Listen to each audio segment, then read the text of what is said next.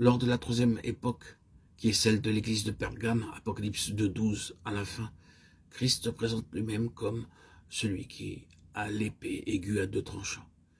Il dit au verset 13, « Je connais ton travail, où tu demeures, je sais que là est le trône de Satan. » L'empereur Constantin était le chef de l'église au lieu et place du Seigneur Jésus-Christ.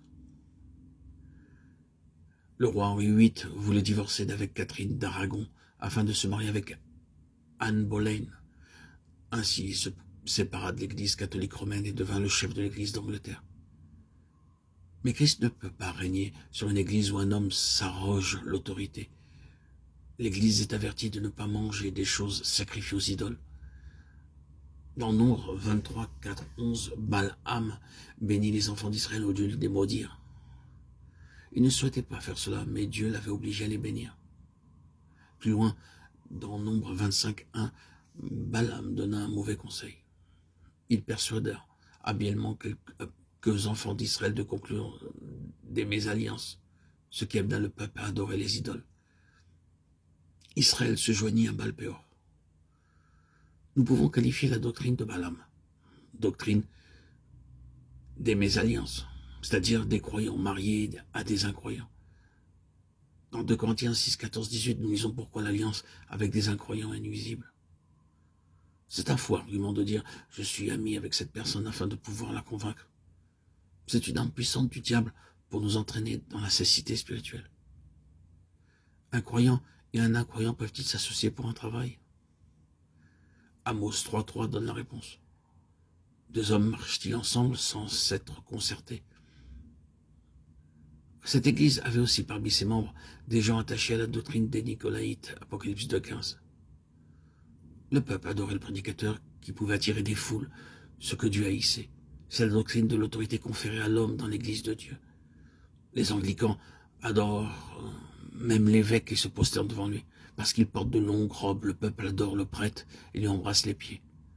Cependant, Dieu dit dans Apocalypse 2.16 qu'il combattra avec l'épée de sa bouche contre de telles choses. Cette épée est la parole de Dieu et la parole de Dieu doit être honorée. Nous devons nous prosterner, nous agenouiller dans la prière uniquement devant le Seigneur Jésus-Christ. Dans Philippiens 2.10, nous lisons que tout genou fléchira devant lui.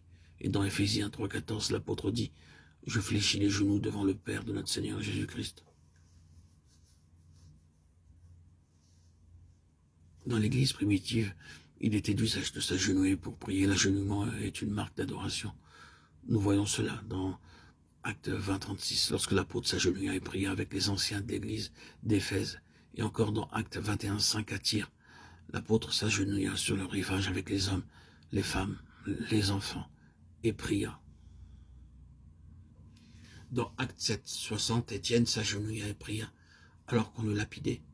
Dans Acte 9.40, Pierre s'agenouilla et pria devant le corps de Tabitha. Les croyants actuels s'assoient et prient, cela porte les ténèbres. Obéissez à la parole de Dieu dans votre vie privée, dans votre famille et dans votre vie d'église. On plaisante aussi souvent dans les réunions de croyants et spécialement parmi les jeunes. Nous devons les reprendre et enseigner aux jeunes comment ils doivent honorer Dieu. Les croyants doivent être enseignés pour garder leurs oreilles sensibles à la parole de Dieu. Apocalypse 2.17. Chaque message contient une récompense. La récompense promise ici est la manne cachée, la nourriture spirituelle dont nous avons besoin pour la nouvelle vie.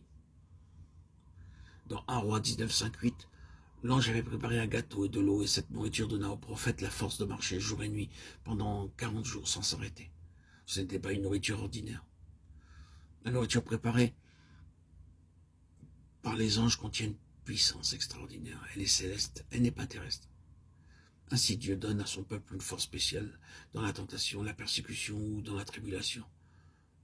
Lorsqu'à genoux nous lisons la parole de Dieu, nous recevons cette grande puissance. Il nous sera donné de la manne cachée pour aller partout dans l'univers de Dieu. Les hommes ne peuvent pas demeurer dans la lune, mais nous serons capables d'aller n'importe où si Dieu nous envoie.